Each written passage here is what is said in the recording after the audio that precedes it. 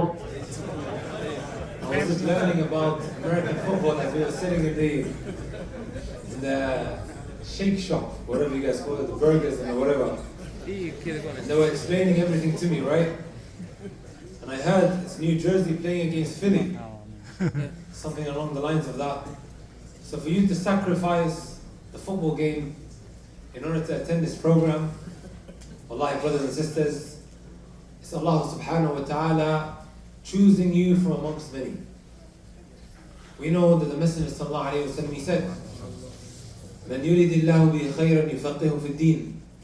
Whoever Allah subhanahu wa ta'ala wants good for, He gives him al-fiqh, He gives him understanding in the religion. Which basically means, if Allah subhanahu wa ta'ala did not want good for that individual, He won't give him that understanding in the religion. So the fact that out of all people He chose you to sit here on this evening while there are so many distractions, and you could have been doing 101 things, especially with work and also school on tomorrow, right? You could be resting, you could be revising, you could be doing all sorts of things, but you chose to sit here in the house of Allah subhanahu wa ta'ala to listen to this miskin, to this poor guy. May Allah subhanahu wa ta'ala bless and honor every single one of you. Ameen. Our discussion today, my brothers and my sisters, is about the Muslim identity. The Muslim identity that has been lost in many places. Al-Islam being under attack. And what I mean by this is an ideological attack. Normative Islam is under an ideological attack. It is constantly being tampered and tainted. The enemies of Islam are always trying their utmost best to distort the pure religion of Allah subhanahu wa ta'ala and His Messenger sallallahu alayhi wa sallam. And the Messenger sallallahu alayhi wa sallam, he told us this over 1400 years ago when he said, لا يأتي زمان إلا الذي بعده شر منه. There doesn't come a time except that the time that comes after is better or worse? Worse. That Prophet of Allah, Muhammad ibn Abdullah sallallahu alayhi wa sallam, who was in the middle of a desert, and I shouldn't use the word predicted, but rather accurately with conviction. He told us a number of things which we see unfolding right before our eyes. Also the Messenger sallallahu alayhi wa sallam told us over 1400 years ago, من أشراط الساعة أن يقل العلم. From the signs of the hour is that ilm will become scarce, will become more and more strange. Right? The ilm that we are in need of to navigate and maneuver around all of these ideological doubts that a lot of us who go to university have to deal with on a day-to-day basis. The knowledge that we are in need of, my brothers and my sisters, to maneuver and navigate around the different temptations that are ripping us to shreds. Our iman goes down, and from the common questions that we receive all the time, a brother saying, advise me, I feel spiritually dead and empty. And he doesn't know the next step to take. Al-ilm becomes scarce at the end of time. The Messenger sallallahu alayhi wa sallam is telling us this, من أشراط الساعة أن يقل العلم ويظهر الجهل, and ignorance will become extremely, extremely prevalent. And he goes on to say, ويظهر الزنا. Before I move on to the issue of zina, the ignorance here, my brothers and my sisters, just walk into university. By the way, guys, I call the university a breeding ground for kufr, shirk, fahisha, filth and evil. You have all of the isms there, and it's extremely, extremely colorful there as well, right? A young Muslim was holding on to his Muslim identity, loves Allah subhanahu wa ta'ala, His Messenger sallallahu alayhi wa sallam, someone who adheres to Islamic values and morals, walks into this jungle And excuse me for saying all of this, brothers and sisters, I myself went to university. And I'm not telling anyone to drop out of university at all. Right? Just in case the parents misunderstand what I'm saying. No, I'm not saying that at all. Right? There are a number of challenges that our youth face when they go to these universities. In the UK,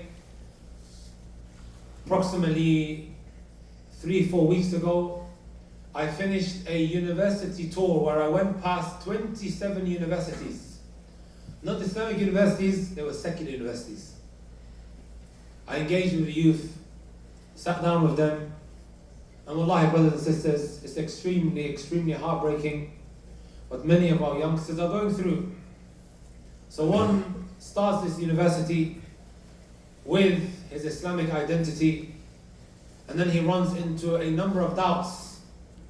And because he doesn't have the knowledge, he doesn't have the tools to equip himself to repel all of these doubts coming his way, what happens, my brothers and my sisters? He embraces it.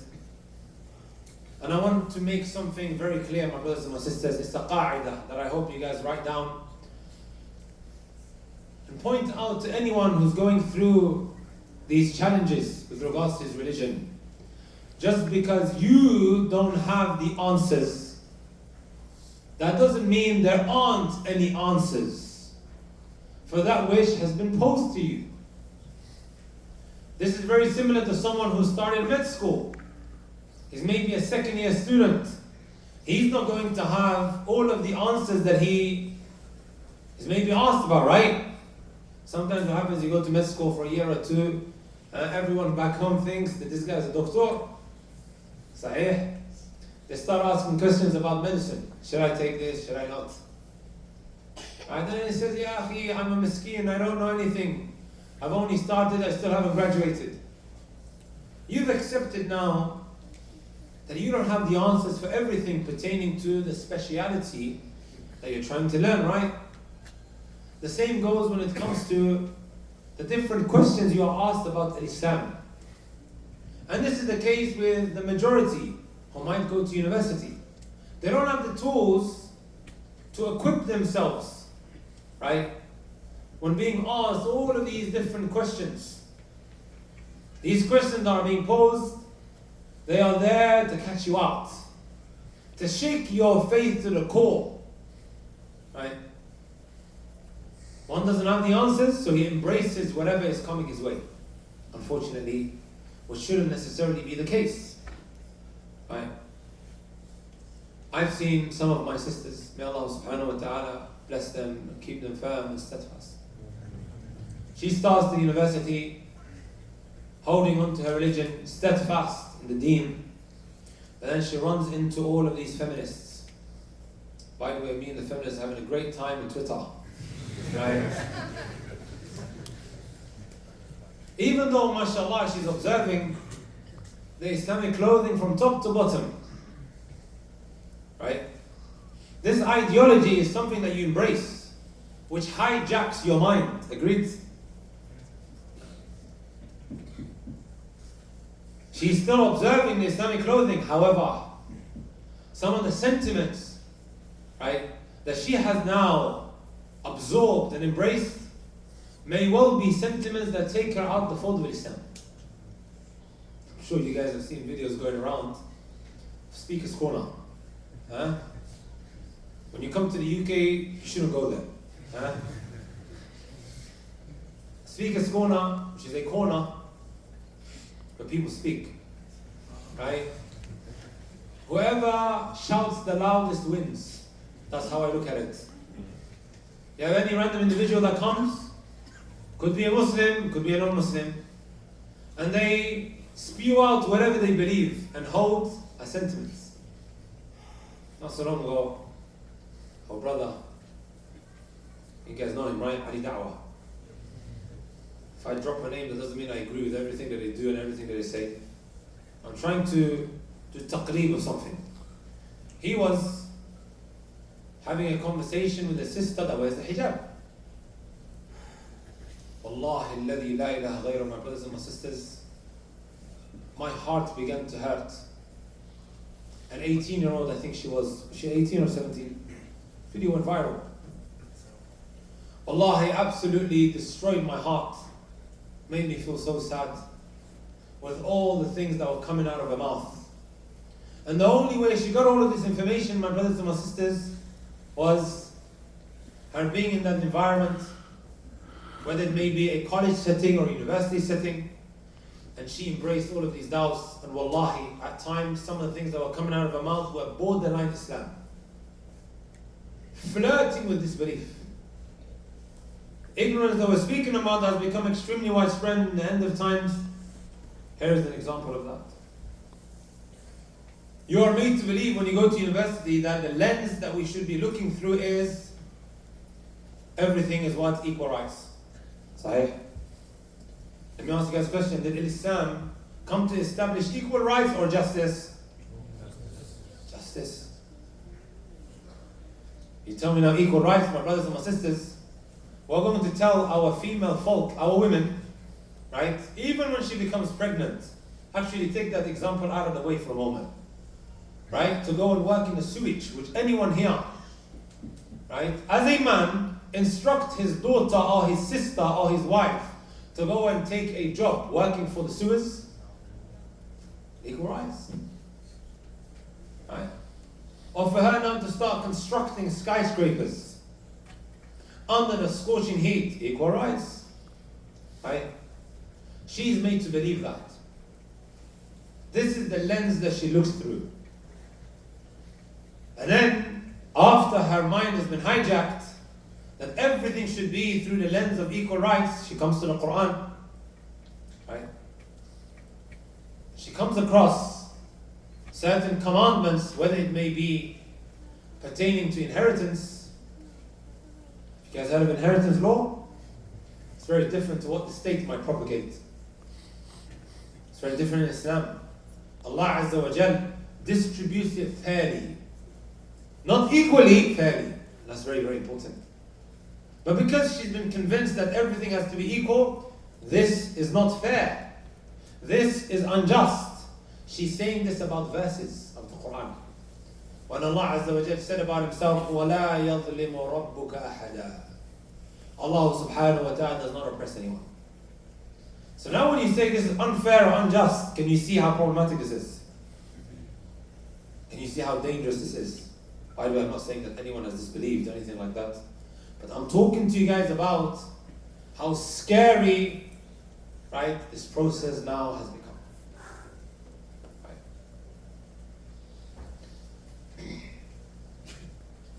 My brother recently gave a lecture, was it recent or maybe some time ago, said to me, when he came to the university in my own city, I feel extremely embarrassed having to say this, my city, right? He gave a lecture on feminism. Right? The ISOC president, you guys say MSA, right? MSA, which means the Muslim Students Association. We say ISOC. Islamic Association, something like that. After he gave a lecture on feminism, out of all people, the MSA president, who was a female, comes up to him and says, "Why are you mentioning the bad things about our religion? Why are you mentioning the bad things about our religion?" Right? Can you see how the mind's been polluted? How dangerous this is, my brothers and my sisters. Right? And Islam came to establish justice. Right? No matter how rich a woman may be, no matter how many hundreds and thousands of pounds she has in her bank account, you as a husband still need to clothe her. Yes, my sisters. Is this equal rights now? Sorry to throw you guys under the bus, guys. Huh? These are manly characteristics that the man, he's the one that provides. الرجال قوامون على النساء بما فضل الله بعضهم على بعض وبما أنفقوا من أموالهم. Allah subhanahu wa ta'ala has given the man authority over the woman. This is mentioned in the Quran, and let me make something very, very clear. I'm not here to express my own views and opinions. Just in case we have someone here that works for the media, right, Fox News or anything else, ready to misconstrue what I'm about to say. I'm just quoting First Amendment, right?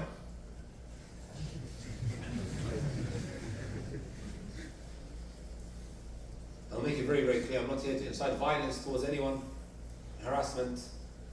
I spread peace and compassion. Right? The point that I was making, my brothers and my sisters, was... What's the point I was making? Now, Allah Azza wa Jalla has given a man authority, and sometimes when we look at this term authority, it's completely misunderstood. Right? Some of them think that, oh, he has the right to boss her around, to oppress her. No, that's not what it means. Right? He is there to be by her side, protecting her, maintaining her. If her dignity is on the line, it is upon him now to come and protect her. It's not just something that is mustahab, that is recommended for him to do.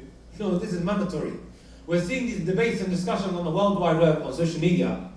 One saying, right, if someone breaks into the house, I'm not going to go down. Do we not hear these discussions by these YouTubers? She's on her own. He's going to stay in the room and he's going to let her go to the door downstairs. Right? Even if she's not your wife, right? I don't want to go into too many intricate details.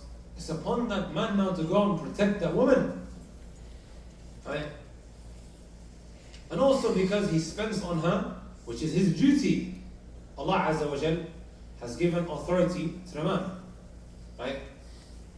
Firstly, because Allah subhanahu wa ta'ala has preferred him in this regard, and likewise because he spends on her.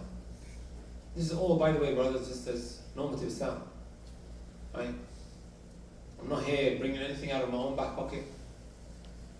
However, she's given a very different explanation of what this ayah means. Comes and denies it. Completely eliminates it. Right? That's very, very dangerous. And that is because, my brothers and my sisters, due to the ignorance that has become so widespread and prevalent, which has led one now to being on the verge of his religion. Messenger sallallahu alayhi wa sallam said, وَيَظْهَرَ الزِّنَا. Also zina becomes extremely widespread. I don't think I need to spell that out right.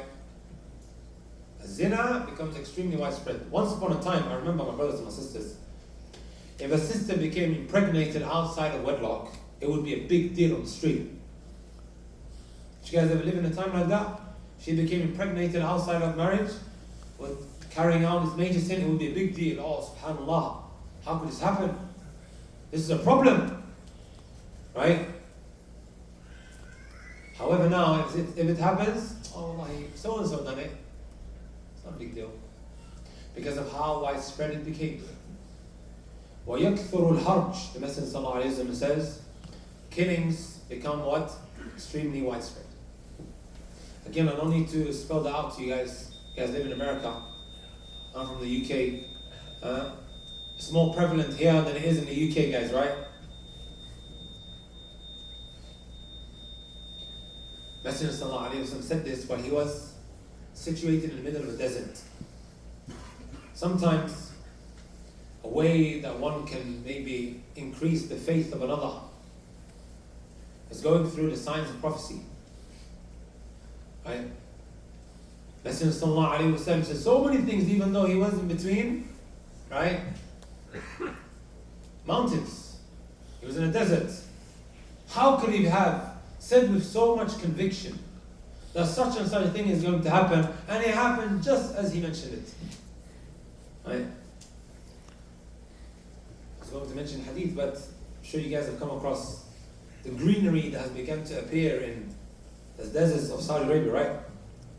Everyone's getting scared. Oh, the Dajjal's around the corner, right? Again, the Messenger of Allah said this over 1400 years ago. When we go through these hadith that are maybe from the signs of the end of times, because I know normally when you announce that the lecture will be delivered on this particular topic, the masjid is full. People are extremely intrigued all the signs of Allah, minor and major. Okay? What is the objective behind delivering a lecture on this particular issue? So my brothers and my sisters, we can awaken from our deep sleep, our intoxication, right? Not for us to just have a little buzz, feel good about ourselves, oh wow, this is all happening. But to actually get productive, right? To do something about ourselves, right? And the other reason is to increase the faith of those who may doubt the truthfulness of the Messenger sallallahu alaihi wasallam. Messenger sallallahu alaihi wasallam said in the hadith, and I think it's important to mention here, بادروا بالأعمال فتنا كقطع الليل المظلم يصبح الإنسان مؤمنا ويمسي كافرا. Hasten to doing good deeds. The fitan, different trials and tribulations that you see are like the dark patches of the night. What happens, my brothers and my sisters, if you go camping and there's no torch, right, and you're in the middle of a forest, it's time to move, and you've got everyone around you. They're going to be holding on to one another. They move a little bit, they might trip over because they don't have a light. Messenger sallallahu alaihi wasallam likened the dark patches of the night, right, to the fitan, the trials and tribulation. When it comes your way, you may well find yourself tripping up, not knowing what direction to go in. Right? So we are being told, badiru bil a'mal, do righteous deeds. And you cannot expect to do righteous deeds accordingly except with knowledge. Can you see how all of this comes back to one important aspect, which is what? Seeking knowledge. Learning about our religion. Messenger sallallahu alayhi wa sallam said, يصبح الإنسان مؤمنا ويمسي كافرا ويمسي الإنسان مؤمنا ويصبح كافرا يبيع دينه بعرض من الدنيا في رواية القليل. One may wake up in the morning and he is what? A believer. And then by the night he has disbelieved. SubhanAllah. That quickly. In the morning he was a Muslim, and then by the night he has disbelieved. وَيُمْسِي الْإِنسَانُ مُؤْمِنًا وَيُصْبِحُ كَافِرًا. It may well be that the night enters and he is in the state of Iman. He has his faith, and then by the morning he has disbelieved. Allah, I used to look at this hadith maybe over 10 years ago and think to myself, okay, the night has entered and by the morning he's a disbeliever. That is all before the social media era. Right? That is all before the social media era. Once upon a time, my brothers and my sisters, if you wanted to surface the internet, you would have to go to your living room. Sah? You had that big Dell computer with the big back. Sahih? Whatever you're surfacing or accessing, right, you'd be watching the door at the same time. Is anybody watching? Nobody in their right mind would take that big computer and put it on this blanket, right? Now life has become so much more easier. We have these phones under the blanket, nobody can see what you are doing. One of our mashayikh, professors in the university, his name is Sheikh Abdul Qadir Ata Sufi. That's his name. I was reading when I was preparing for my masters on Aqidah. I was reading some of his books, subhanAllah. Something that he mentioned right at the beginning which really touched me was, once upon a time we would tell the professors when the student comes from different parts of the world to the University of Medina, right? Because you know, students come from all over the world, right? To Medina to study there. You have 500,000 applicants every year, only 3,000 get accepted. So you have a couple from here and a couple from there that all come to university to study. Right? So the professor said we would tell the people don't, or the teachers and the professors, don't expose, for example, this Pakistani or this Kenyan or this Indonesian to doubts that he may well never ever come across. Don't. There's no need. If he has certain doubts that he's suffering from, just answer these doubts and then let him go back to his country. Don't start exposing them to things that may well never ever cross their minds. Up until social media came about. And he says that the whole world has become like a small little village. The whole world has become like a small little village. Agreed? Right. Small little village. Where you can just about access anything you want. These hashtags that we have on Twitter. Once you click on it, it takes you into a completely different world. Agreed? Especially when you click on them colourful ones, Now it makes a lot of sense. يصبح الإنسان مؤمنا ويمسي كافرا ويمسي الإنسان ويصبح كافرا. So one can leave the religion so quickly. And then the Messenger sallallahu alayhi wa sallam mentioned right at the end, يبيع دينه بعرض من الدنيا. He sells his religion for a small price. You guys want to hear what's even more shocking? Again, I'm just quoting. I'm not here to express my own views and ideas. Messenger sallallahu alayhi wa sallam said, إِنَّ أَخْوَفَ مَا أَخَافَ عَلَى أُمَّتِي عَمَلُ قَوْمِ لُوطٍ. That which I fear the most for my ummah is the practices of the people of Lut. I said this 1400 years ago, my brothers and my sisters. Now look at how the world has become. This is what our Messenger sallallahu alayhi wa sallam mentioned over 1400 years ago. As you can see, my brothers and my sisters, as Prophet Muhammad sallallahu alayhi wa sallam mentioned, لا يأتي على الناس زمان القابض على دينه كالقابض على الجمر.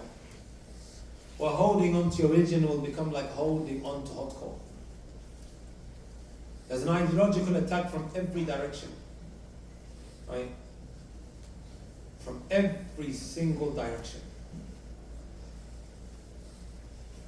And a lot of us are struggling with it. Right? It is tearing us to shreds. And I'm sure a lot of us here, my brothers and my sisters, are sick and tired of constantly feeling sorry for ourselves. With what we keep seeing, right, occurring with our youngsters. Not so long ago, I received a phone call from a brother. I think I mentioned this in West Orange earlier as well. Maybe I did, maybe I didn't. Losing track. Got a phone call. And the brother is saying that his sister has become an atheist. And you know, the parent doesn't want to do anything about it. You know why? Because what is more concerning to the parent is, this child of theirs, this teenager, this 20-year-old, however, whatever the age is, right, is focused on their university. They don't want to rock the boat. They don't want to open a discussion now that may well lead a back and forth, right? A disruption in their studies. Right? Let me ask you all a question, my brothers and my sisters. And I say there's someone who studies civil engineering, right? If I go through the years of university, graduating with a degree, however, I have lost my religion in the process, how is that shahada going to benefit me the moment I depart from this world? And I'll make this very clear. I am not saying that university is not important. I'm not saying that at all. Right? I've seen, right, enough things happening in university. There's two reasons why I personally ended up leaving the university. One of them is, of course, I got accepted at the University of Medina. I had to make a decision. It's a no-brainer. The second reason was, I would see people like me and you roaming around university campus learning my religion, and then they would target vulnerable Muslims. They would target vulnerable Muslims who are shaky in their faith, and they would start posing questions at them up until they became extremely overwhelmed and they had no answers. And it absolutely destroyed them spiritually. This is what we're dealing with, my brothers and my sisters. Okay? This is what we are dealing with. So today, inshallah ta'ala, my brothers and my sisters, I want to go through some points. How long do I have? Hour and a half. We're living in a time and age where the millennials are used to snippets. I recently found an article, right? It said that the average attention span for the millennials is 30 minutes. But then when I looked at the date, it was written maybe, 7-8 years ago? So imagine what the attention span of the millennial is now. Especially with the emergence of TikTok and Instagram, sorry. Yeah. Going back to the point that I was making, my brothers and my sisters, I want to go through some points that disrupts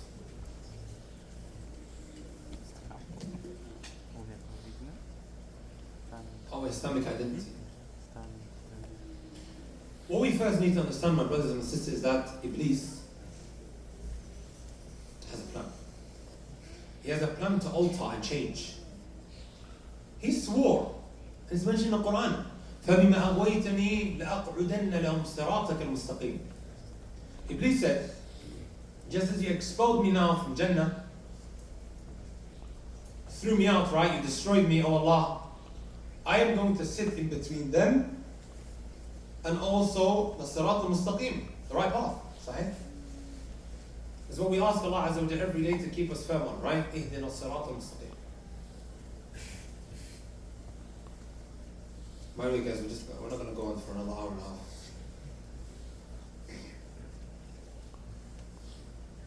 Ibn Abbas radiallahu ta'ala anhuma and also Abdullah ibn Mas'ud, they commented on this, about the straight path. But what is he actually going to try and block? He's saying here he's going to sit in between you and also the straight path. Abdullah ibn Abbas radiallahu ta'ala anhuma, he said, Ad-Din al-Wadih, the clear religion. He's going to make sure that the clear religion of Allah Azza wa Jalla is distorted, is tampered with. And Allah says, ثُمَّ لَآتِيَنَّهُمْ, quoting Iblis, ثُمَّ لَآتِيَنَّهُمْ مِنْ بَيْنِ أَيْدِيهِمْ وَمِنْ خَلْفِهِمْ وَعَنْ أَيْمَانِهِمْ وَعَنْ شَمَائِلِهِمْ وَلَا تَجِدُ أَكْثَرَهُمْ شَاكِرِينَ. Then I'm going to come from 4 directions.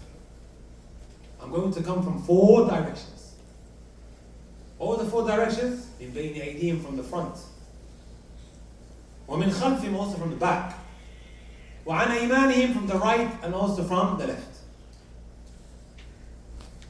Abdullah ibn Abbas, he commented what this means from the front. أُشَكِّكُهُمْ فِي آخِرَتِهِمْ, I'm going to give them doubts about the hereafter. You walk into philosophy class, anyway, I study philosophy, actually don't put your hand up. You walk into philosophy class, and I have individuals who I personally know that are studying philosophy. When I make mention of this in the university tour that I gave, a lot of them began to rethink and reconsider what they study. That professor does not care whether you're a Muslim or you're a Christian or you're a Jew. If you are a person of religiosity, he is going to try and rip your religion away from you. Up until you start having doubts about the hereafter, about your existence, about the ma'ad, about the return, and so on, being resurrected. وَشَكِّكُهُمْ فِي آخِرَتِهِمْ. Then we were told, وَمِنْ خَلْفِهِمْ. Also, Iblis, my brothers and my sisters, is going to come from the back. Right? You know what he said? Abdullah ibn Mas'ud, what this means? أُرَغِّبُهُمْ فِي الدُّنْيَا. I'll make them love the dunya. Right? I will make them love the dunya. Let me make something clear. There's no harm taking from the dunya that which is going to aid and assist you hereafter. Even Allah said in the Quran, وَلَا تَنْسَ نَصِيبَكَ مِنَ الدُّنْيا. Don't forget your fair share of the dunya. Ibn Kathir said, مِنَ الْمَشْرُوبَاتِ وَالْمَأْكُولَاتِ وَالْأُمُورِ الْمُبَاحَةِ. From the food and drink and the things that are permissible. To the point you forget why you have been created. You wake up in the morning and the only thing you're thinking about is what? How I can increase the numbers on my bank account. Up until Allah becomes secondary in your life. When I find time, that's when I'm going to worship Allah. Billahi alayk, ya brothers and sisters, is that fair? Right? Wake up in the morning memorizing the periodic table C2O, H2O. Pythagoras theorem. It's mashallah indana. Right? Alliteration, condensation, evaporation. And all of the other shations out there. We've memorized it inside out. This is what our main focus is. And we forgot about Allah Azza wa Jal. And then he said, وَعَنْ أَيْمَانِهِمْ. He's also going to come from the right. Abdullah ibn Abbas radiallahu ta'ala anhuma, he said, أُشَبِّهُ عَلَيْهِمْ أَمْرَ دِينِهِمْ. I'm going to give them doubts about their religion. I'm going to give them doubts about their religion. And I don't need to spell that out, brothers and sisters. I've already touched on it.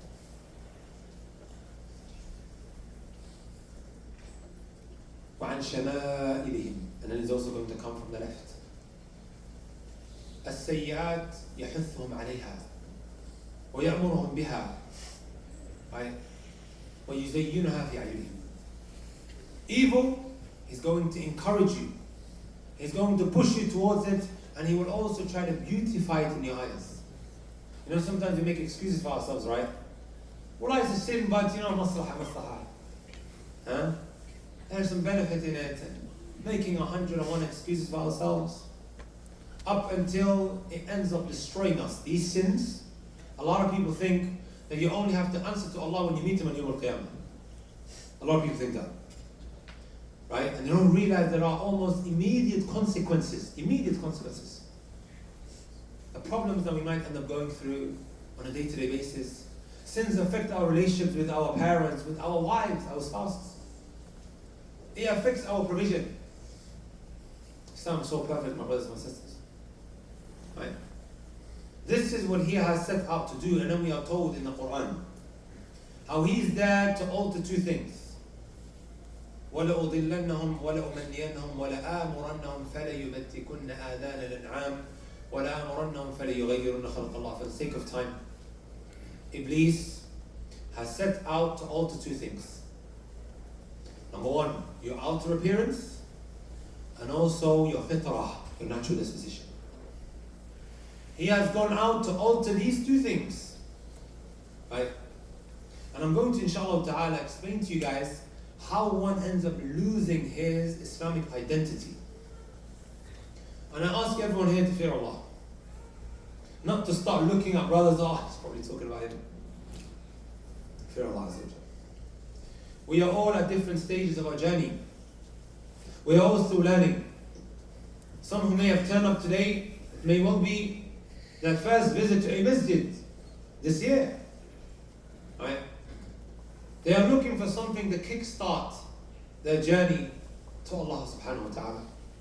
So don't be judgmental. Number one, my brothers and my sisters, from that which rips your Islamic identity to shreds,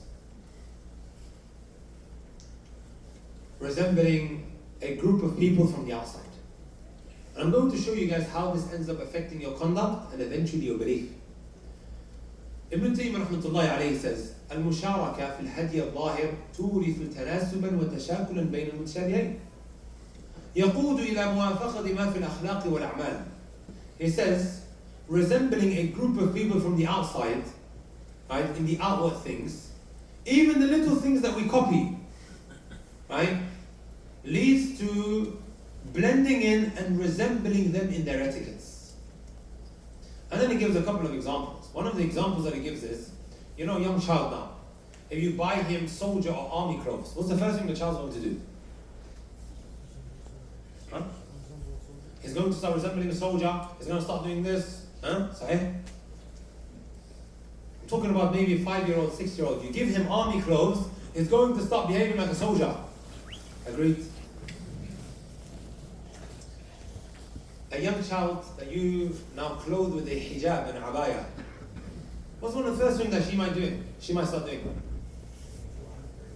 something to right? Kids as young as 1.5 years of age, they pray. Did you guys know that? Wallahi al-azim. I witness it and I see it. As young as 1.5 years of age, they start praying. Right?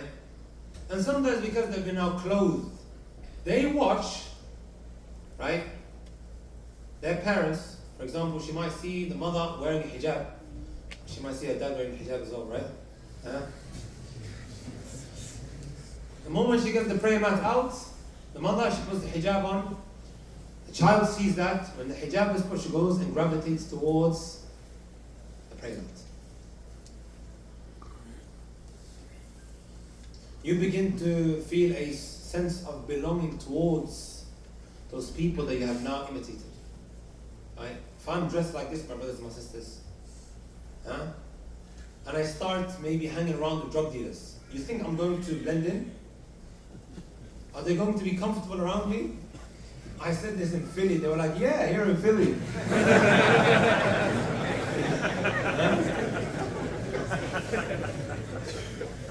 You're like, that's normal there. Right? Shahid min al-kalam, right?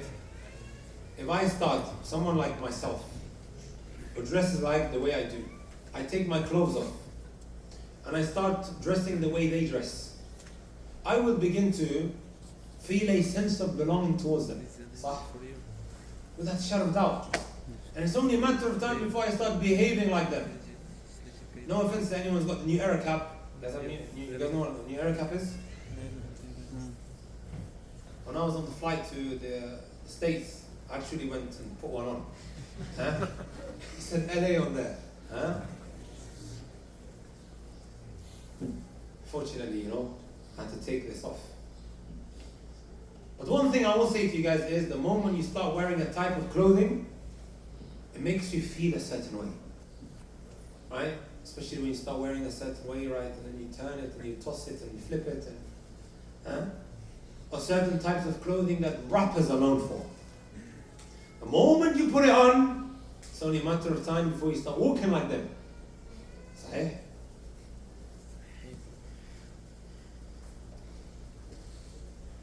And this is the point that he's trying to make. The moment you start resembling a certain people, it's only a matter of time before you start behaving like them. And when you start behaving like them, you begin to adopt the beliefs that they carry. This is the point that Ibn Taymiyyah rahmatullahi alayhi was mentioning in his kitab Iqtida' as-Sirat al-Mustaqim, and it's very, very true. Right? Sometimes we're made to feel that, right, we have to fit in. And I'm not saying that there can't be any community cohesion or whatever have you. La. Islam's not against that. But to the point where we end up compromising our religion. Just so we could be accepted by the non-Muslims, for example. Right? Start dressing like them, you'll see yourself behaving like them, and it's only a matter of time before you end up believing what they believe.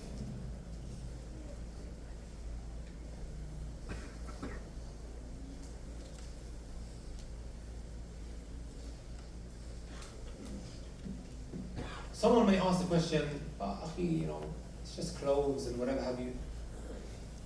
Question you really need to pose to yourself is, right?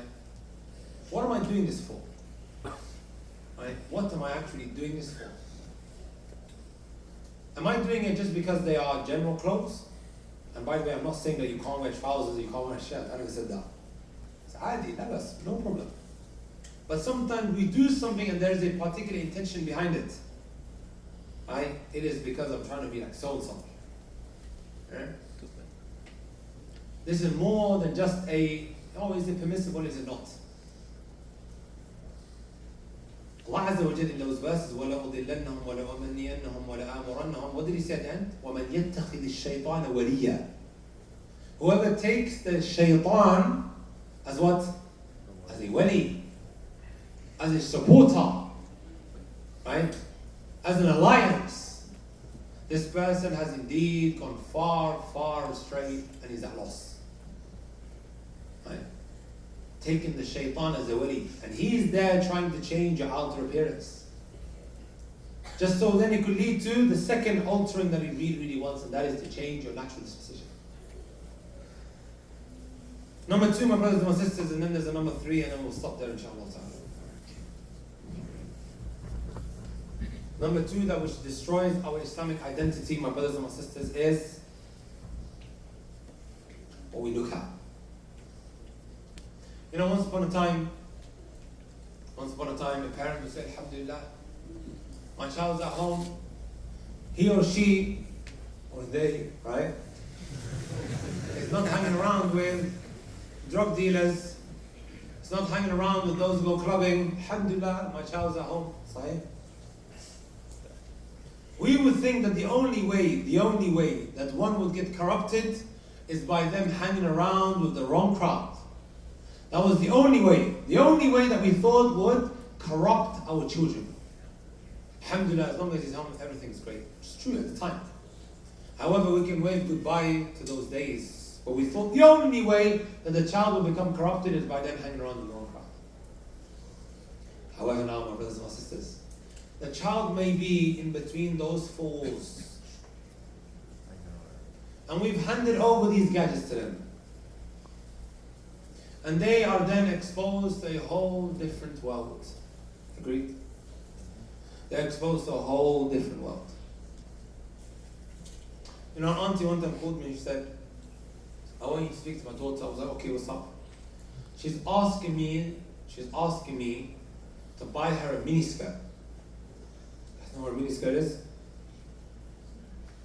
Oh, look at it. Huh?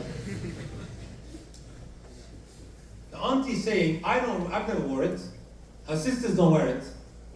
But all of a sudden now my child is asking me to wear a miniskirt outside. What do you think the root cause was?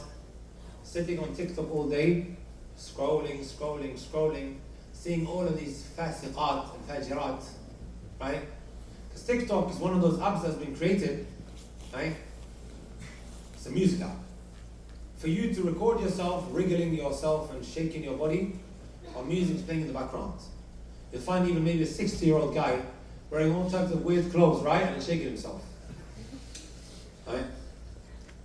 So this young child is constantly scrolling and watching this. I have a principle. What the eyes can't see, the heart won't desire. What the eyes can't see, the heart won't desire, my beloved brothers and sisters.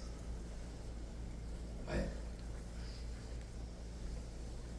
Rahim al-Asfahani, he mentioned, ليس إعداء الجليس لجليسه بمقالة وفعالة فقط بل من نظره. You don't just become influenced by the people you hang around with, or by hearing certain things. No, he said also by looking. It affects you. It influences the way you think and the way you behave. You know, some of the scholars of the past, they would say, you shouldn't look at someone who's lazy. Let me ask you guys a question. Is it haram to look at a lazy person? Do you get a sin? If I look at someone who's just, it's just all day at home, I think you guys have a name for it as well, right? Doesn't want to get up, expecting his wife to work, right? By the way, my sisters, you guys always message saying, what are some of the characteristics that I should look out for to be a red flag? This is one of them.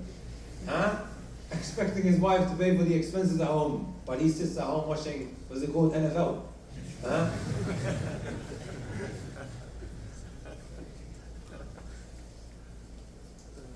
He expects his wife to bring the money home, so on and so forth. Anyways, the point that I was making is, looking at a lazy person, the scholars will say, don't do so. Because subconsciously you will see it creeping in, and then all of a sudden you see yourself behaving like that. Let alone that which is haram. Let alone that which is haram. Why? Shall I tell you guys something else that has corrupted some of our sisters? Looking at some of these female YouTubers, right, who would do all these tutorials and whatever have you, who would dress a certain way, they put layers after layers on their face, so she's completely lost the way she actually looks naturally, up until she ends up taking off a hijab. I don't need to spell this out to you guys. We've seen enough, and I'm sure the sisters know what I'm talking about. Constantly looking and staring and gouging at these girls that are teaching you how to dress this and then that and then do this, put this on your eyes, put this on your face. And then she begins to desire that. And eventually ends up causing problems between her and her husband. Because she ends up dressing better outside than she does inside of the house. ولا لا يا جماعة؟ أي نعم. And then some of these female YouTubers, they end up taking up the hijab. And she goes, Wallahi, I make dua for me. Wallahi al-azim, guys. I understand you guys are laughing. But yeah, make dua for me. You know, I'm on that spiritual journey, you know. This YouTuber became affected by looking at all these other female non-Muslim YouTubers. These girls are being affected by looking at this female YouTuber that they look as a role model too, right? When she takes off hijab, all of them all of a sudden now are on that spiritual journey as well. Make dua for us. What did it all start with, my brothers and my sisters? Hey look, Sahib, staring. It influenced them in so many different ways. Right? Especially in today's day and age. Even a guy, right? He starts imitating this guy with rainbow hair and rainbow teeth, right? He constantly keeps looking at him. What's his name? 6'5". Right? Yeah? 6'5", right? 6'9", sorry, sir. 6'9". And then all of a sudden he wants to have rainbow hair and rainbow teeth. He's a rapper. Right? You've been watching him, watching, and you see yourself walking a certain way. It all started with a look. Agreed, my brothers and my sisters? Aisha?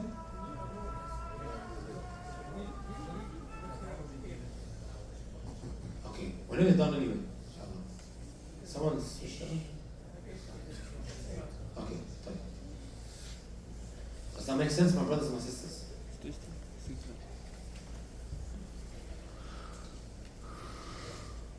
Number 3 is the people that we hang around with. The people that we constantly hang around with. You know, sometimes my brothers and my sisters, we feel as if, oh, he's my close friend. Right? I can't do without him.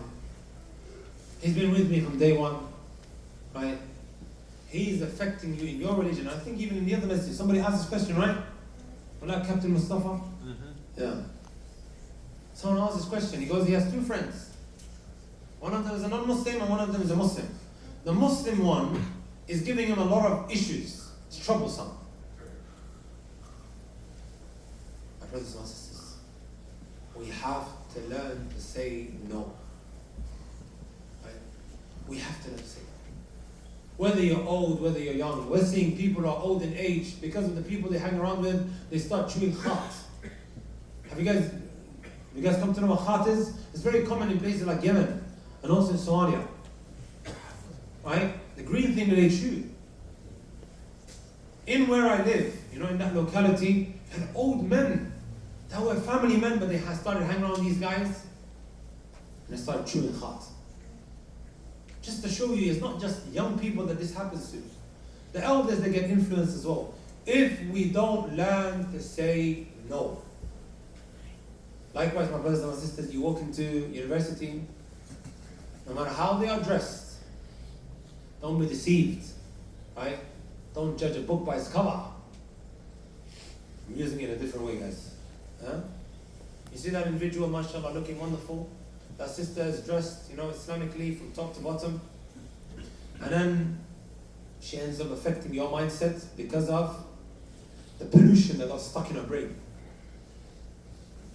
And then you see that which I mentioned earlier. Right? This feminist ideology that causes her to be borderline because she's rejecting verses in the Quran saying it's unfair and unjust. Because she's saying it's unfair and unjust. And that is because who we are hanging around with. Right? My brothers and my sisters, I want you all, and I said this, I think in just about every lecture, because I have a mission to accomplish. And that is to bring to everyone's attention why we are suffering so badly. Why we as Muslims feel like a minority, even though subhanAllah that's not necessarily the case. We feel like a minority though. Right? Look at the rainbow team. Allah, brothers, be serious. It's a very, very important point. Right? And again, I'm not inciting violence or harassment towards anyone. Look how powerful and strong they are. Even though they are a minority within a minority compared to everyone else. Sah. You go online, they appear as if they are the majority. Even though they're like a raindrop that has fallen into an ocean compared to everyone else. Sahih? Why is that? In the UK, the zebra crossing, you know, it's meant to be black and white. You guys got zebra crossings there, right? Huh? It's black and white. Over there now it's rainbow colors. You walk into, you find flags everywhere. They have rights that they've acquired because of their unity and their togetherness, sahih? But when it comes to us, we've been made to feel as if we can't propagate our basic morals and values. You know why they come across extremely powerful and strong, my brothers and my sisters? Because they are all actively involved. You click on one of those hashtags, which don't do, right? And they come across as if there are so many, right? بدون حياة ولا تردد, no hesitation, right? SubhanAllah, right? Openly and actively marching the streets, and this is all being documented. Pictures are being taken and uploaded onto the internet. They've taken over the www, guys. Do you know what that stands for? The World Wide Web, for those who didn't know. However, in comparison to the Muslims, jamming tactics are used to silence us, to make us feel that we can't even teach our children basic morals and values. Right? And it all starts with somewhere, and that is us educating ourselves with Islamic knowledge. And if we don't, my brothers and my sisters, don't be surprised tomorrow, and it's already happening, when Muhammad and Fatima, my daughter and my son, wake up and they say, Dad, I don't know which pronoun to use. Serious, guys. I gave a lecture on Christmas a couple of weeks ago. I was speaking about the Islamic identity. I said right at the end, don't be surprised tomorrow if your child is walking into the house with a Christmas tree. He's holding it. And he was, hey Muhammad, what are you doing? And he was like, what, Dad? What's the problem? And I simply, because he doesn't know. No one educated him. No one enlightened him. And it shouldn't be surprising. Sometimes what happens is, one is taken to these jungles, right? These breeding grounds for all types of shirk and kufr and isms and, fahisha, these universities, right? It's breeding all this stuff. Right? And then the child comes home confused. He asks questions to his father, and the father gets angry. You know what the father also does? He gets a sheikh to come over to read Quran on him. He says, my son's probably got a jinn. No, he doesn't. He doesn't have a jinn. He just simply does not know. He's been exposed to all of these doubts, and now he's asking these questions. It's as simple as that. Right? Because he wasn't educated. There was even, subhanAllah, a video that I saw. Right? My brother was a Muslim. Wallah, said the exact same thing. He said when he came home and he wanted to change his gender and whatever have you, they took him into the attic and they started whipping him. And then they brought the sheikh to read Quran on him. Right? These are the challenges that we're facing, my brothers and my sisters. And the way we're going to be able to maneuver and navigate around that which I mentioned, all these doubts and challenges, is beneficial knowledge, my brothers and sisters. Educate yourself now, not to only save yourself, but to save the next generation and the generation after that. Is it fair, guys, that we give so much time to all of these different sciences that we learn, but then when it comes to Islam, we can't? We can't give a bit of time every day. A lot of people think that you only study the deen if you want to become the next big sheikh that gives khutbah ziyah. Only then you start seeking on. No, brothers and sisters. Every day you learn a little bit, right? Raindrops turn into a sea, and all are in a matter of time you'll see yourself encompassing, subhanAllah, that which is extremely beneficial. Does that make sense? Right. Otherwise, guys, like I said, don't be surprised tomorrow. Today we've gone through how the Shaytan operates and what he's trying to alter. Now you tell me whether his plan is in full swing or not, with everything that we've mentioned. And we are suffering, right? Intellectually challenged, not realizing, okay, where's it all coming from? I just want to take a moment now to thank the administration of the Masjid. May Allah Azza wa Jalla bless them. For a hot moment I thought some of the things that were going around would actually get to the administration. Someone apparently said that I say sports are haram. One of the Mashaykh in Sheikh Tahir received a message from a brother saying, or we've been told not to attend the lecture because Abu Taymiyyah says playing sports is haram. We started cracking up inside of that room that we were in. I was like, Sheikh, I'm a baller myself. Right? So you always have that guy who's running his mouth, who's running his mouth, that says, oh come, let me show you how to play football, right? No, sorry, soccer. Not that beating people up on the pitch, I'm not talking about that, right? I even sent the Sheikh a video of me nutmegging, going in and then coming back out. It's like, Sheikh, send it to him. All sorts of things that were being mentioned, right? And the fact that the message, Jazakumullah khair, right, didn't, just take some of these things that people were saying to make me look like I'm some weirdo, right? But off the hook, Jazakumullah khair, barakallah fikum. Right? Today we spoke about in Masjid Ashab al-Yameen 10 points that keeps the community together and strong. One of the things that we touched on was verifying information, being fair and just. So just double checking, right? Just inquiring at times. To just realize, is that really the case or not? Having a discussion, opening up a dialogue. Instead of walking away with preconceived notions. This is why I personally make dua for people who actually come to me and say, did you say this, did you not? Because people say a lot of things, right? I used to shoot hoops as well, guys. 3 pointers. I think if there's any questions, we'll take it, inshallah. Honestly, wallahi, from the bottom of my heart, everyone that organized the Sheikh Rahim and Pway was a relationship with the masjid, and they were, so nice to facilitate this program. Look at all the khair, alhamdulillah, to see all these wonderful glowing faces in the house of Allah Azza wa Jal at a time when the NFL is taking place, right? May Allah bless you all. There's a question here. Tfaddal.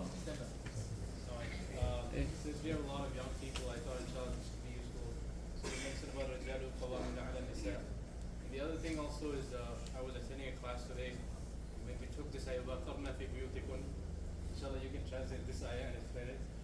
The issue we have sometimes with Sheikh's trying to get me shot, hey. Go on.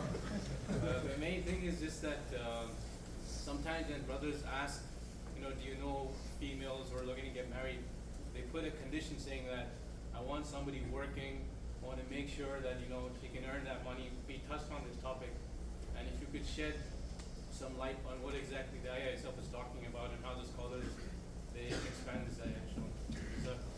So our brother, should we mute it for a moment?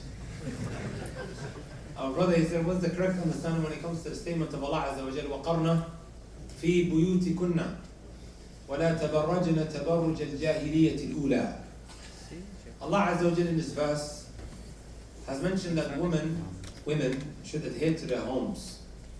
And they shouldn't display themselves like they used to in Al-Jahiliyyah. What does he mean? That's what he's asking me. And he said that some brothers, said the brothers, right? They stipulate that a woman has to be working. Like brothers and sisters, that's really not a manly characteristic. As we mentioned, my sisters, I told you guys about your rights. Now you know. Add it to the memo. The man, this is a big red flag. The moment he says to you, you have to be working, this is a big red flag. It shows that he's not a person who's ready to take up his duties as a male Muslim. I'm not saying that they can't help one another. If they want to help one another, great. But expecting her or forcing it upon her that she pays towards the expenses of the home, this, my brothers and my sisters, is a big red flag.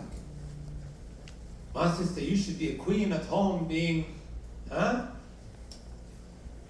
serviced. He's at your service. You need something, he's there, he's going to provide you for it, inshallah ta'ala. Provide you with it. Do you guys feel like I'm... anyone here got any issues with what I said? You seem very, very stern faces. And with regards to women, my brothers and my sisters, as Allah told us, that a woman should be adhering to her home. Abdullah ibn Mas'ud radiallahu ta'ala anhu, he said, ما تعبدت الله امرأة بمثل تقوى الله وجلوسها في بيتها. A woman has not worshipped Allah Azza wa Jalla in a way that is better than her coming with the taqwa, being conscious of Allah, and her staying inside of her home. It's actually ibadah. Right? It's actually ibadah for a woman to stick to her house. It's ibadah. Of course, no one is saying that she can't go out. You know, there's a need, she goes out, visits family, whatever have you. However, thinking that the asl, right, that the base origin is for her to go out and spend the majority of her day outside of the house and inside. This is the kind of, mindset that some may have. Does that make sense?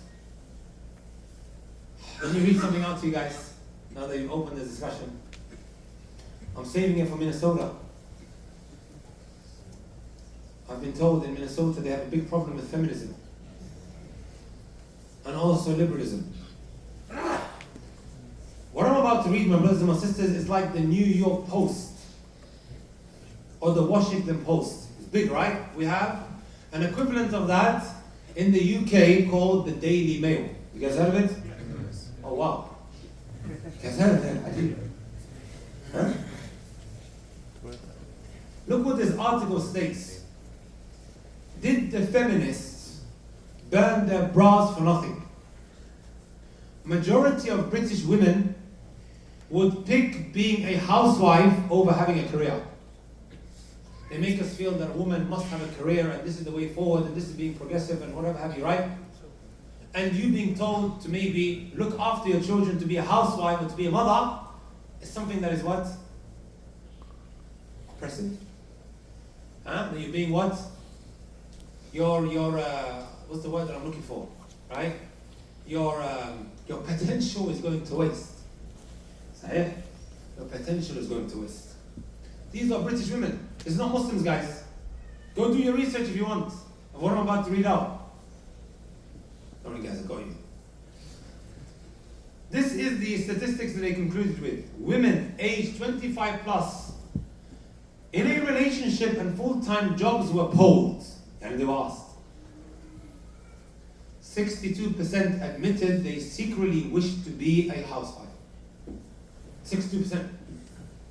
By the way, this is not a good thing. Again, I'm just quoting. Nobody walk out of here calling me a misogynist. I haven't said anything from my own back pocket.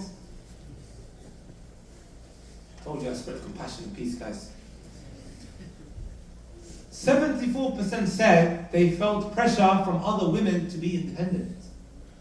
Allahu Akbar. 78% said they wouldn't mind being financially dependent on their partner. You know, brothers and sisters, I found an official US document with some very astonishing verdicts. The document was called United Nations Fourth World Conference on Women. By the Jazakallah khair for asking that question. Have you guys heard of the feminist writer? She's one of the founding mothers of feminism. Her name is Simone de Beauvoir. Have you guys heard of her? No. Come on, guys. Come on, guys. She's one of the founding mothers. She's a French feminist writer. Simone de Beauvoir. Have you guys heard of Betty Friedan? Half, because she was an American writer. Right? Who again is considered one of the founding mothers of feminism. Betty Friedan, the feminist, interviews Simone de Beauvoir, the feminist. This is when France and the USA come together. Simone de Beauvoir is being asked, should women be given the choice to stay at home? Look what she says. No. We don't believe that any woman should have this choice. No woman should be authorized to stay at home to raise her children. Society should be totally different. Women should have that choice precisely because, or shouldn't have that choice precisely because, if there is such choice, too many women will make that choice. These are the two flag bearers of feminism. What we need to understand, my beloved brothers and sisters, is that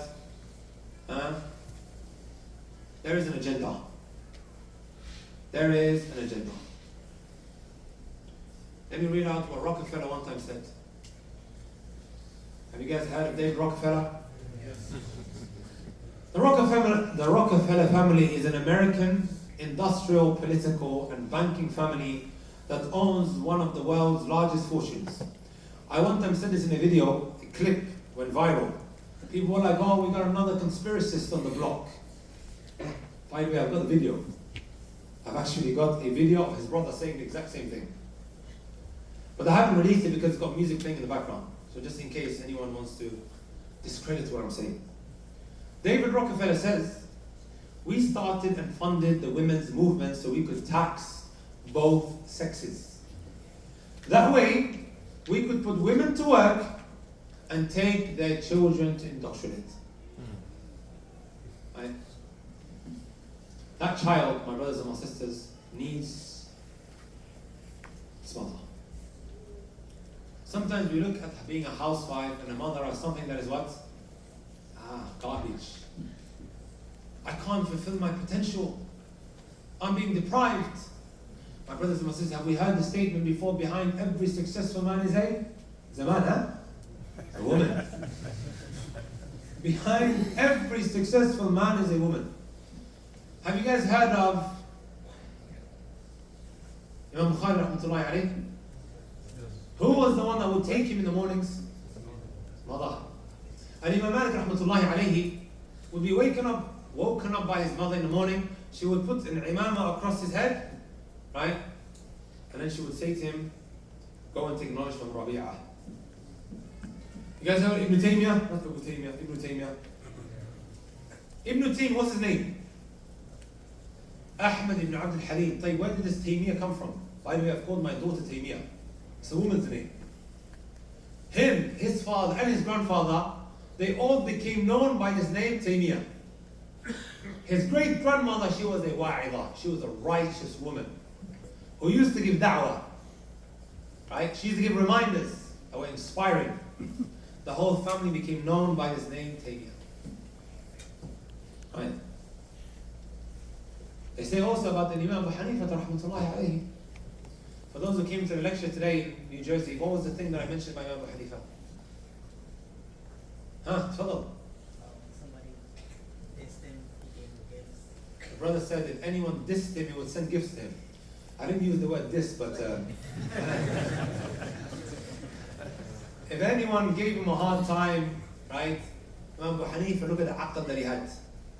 He could have taken it personally. And I mentioned before that sometimes we think Allah may raise a person just because of knowledge. No. Sometimes there are other, right, spiritual acts that nobody knows about that makes him different from the rest of those who have a lot of knowledge. Can we send gifts to them? Anyways, this is a side point. Imam Abu Hanifa likewise. Behind every successful man is a woman. You're bringing out the next generation of men, right? Of men, brothers and sisters. Right? The generations are only getting worse and worse and worse. Some have put it down to women thinking, look, I need to be outside of the house, let someone else bring the child up. And then he comes out extremely wobbly. Then someone may say, what about the father? The father has to go and work. This is the role that Allah gave him. And that's the role that Allah gave you. And these two roles, they complement one another. It's not a battle or competition between this guy and her and whoever. No, they complement one another. And the quicker we realize that it's not a battle and competition, the better our families may turn out to be. Captain Mustafa. By the way, Captain Mustafa, he helped put the other program together in New Jersey. May Allah Azza wa Jal bless him. Put a lot of work into, me coming over to New Jersey. So may Allah reward him for that. Tafadal, Sheikh. Abu Taymiyyah, I wanted to ask you a question when we were alone, but because we have all of our brothers here, I thought that perhaps asking the question in public, everybody might be able to benefit from it. And it's about ghulu. We see from our side of the fence, and maybe this is 51% of the people might agree with me, that we see from your side of the fence that your youth are more inclined to blowing up things, tying themselves up and killing people. On Me? our side of the fence, Me doing that? no, not you, not you, Sheikh, not you. The youth, the youth. Okay, the youth. Like I told you about the girl that was standing next to you when I saw you on the thing, and she yelled out, "I am the Mahdi!" Well, here, on our side of the fence, we find tafarruq, more so from the da'i. And it's spread so wide like a cancer. Have you given any thoughts to some ways that probably we could combat that? Because you were talking about the seriousness, you know, of us destroying ourselves and what's destroying us. This is, from my side of the fence, what I see is really killing us.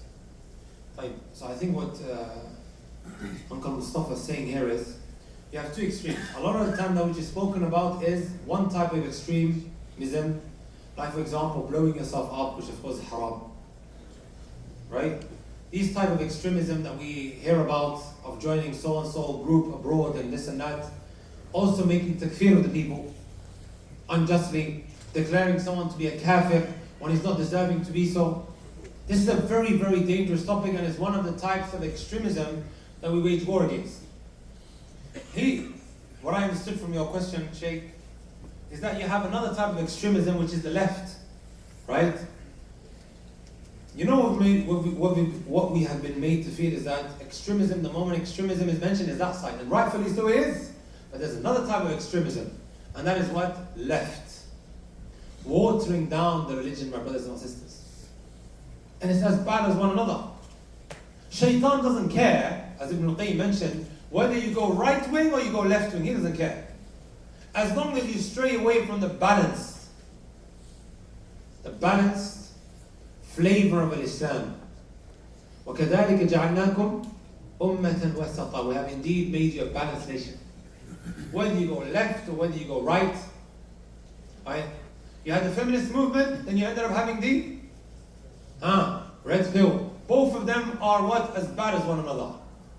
Because they don't hold Islamic values, and some of the things that they say is absolute garbage. When you have one extremism, expected to breed now the opposite extremism. It's a knee-jerk reaction. This is why, my brothers and my sisters, like I said, we have to get actively involved. Ibn al-Qayyim rahmatullahi alayhi, or was Ibn Taymiyyah, he said, وَكُلَّمَا ضَعُفَ مَنْ يَقُومَ بِنُورِ النُّبُوَّةِ right? انتشرت فيهم الفساد والفجور وما إلى ذلك. When those who call to Allah in the correct way become less and less, expect garbage, filth, evil, wickedness to start becoming widespread. We have to take the responsibility upon ourselves. Right? Like I said before, we are sick and tired of constantly feeling sorry for ourselves. This is happening, our girls are being hijacked by the feminists, he's becoming. Then let's do something about it. Let's learn our religion. So we can then propagate and combat and counter both of these extremisms that are out there. Especially now you have the left side that's becoming a lot more widespread. Does that make sense? You know. Sorry, Sheikh, for a moment I thought you were saying that You mentioned that we should, focus on learning our religion, right? Try to learn our religion, but now that the internet is so much easier to access, and through TikTok, meaning people that we see are people like Muslim and Yasir Qadi. What's your opinion on who we should be following, what their views are? I mean, I asked a lot of people, but I want to know your opinion.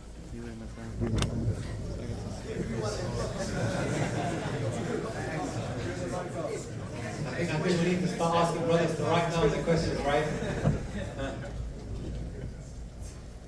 So, you've mentioned things, you've talked about feminists, you've talked about masculinity, and the more deeper you go into this, and it's funny, maybe it's just my Instagram, my TikTok that's feeding me this, but I'm seeing a lot of Andrew Tate, right? And you've talked about a lot of things that he's talked about, but again, you mentioned something called borderline Islam. But it's funny the way the algorithm works, because yesterday at this time, I didn't know who you were. I had no idea who you were, but videos of you came up, little clips, just like Andrew Tate. And you weren't even talking about this. What 2 videos popped up for me. The least any practicing Muslim should do, or to be considered Muslim, is pray 5 times a day. And for the past couple weeks, I've been having trouble waking up for Fajr. But today, when I woke up, it was just your voice in my head, like it's crazy. It's crazy. It's crazy the way it worked, because you were in Jersey tonight. Yeah. So that's what's really crazy. And the other video I listened to was about the drug dealer in London who prayed 5 times, and again, little by little, he moved away from that life.